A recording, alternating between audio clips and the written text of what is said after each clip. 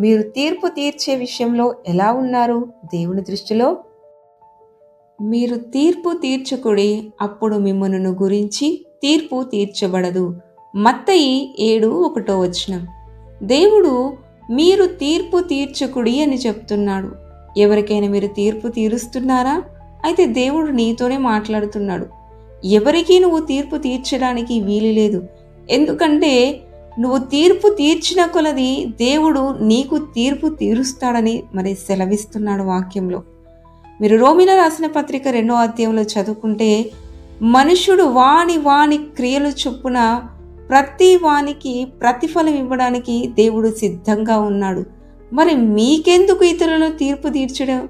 మీకెందుకు ఇతరుల యొక్క విషయాలను గురించి ఆలోచించి మీరు తీర్పులోకి పడడం?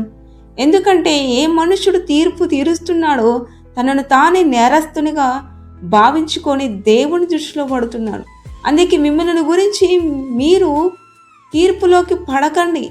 మీరు తీర్పు తీర్చకుడి, అప్పుడు మీకు తీర్పు తీర్చబడదు. ఆమేన్.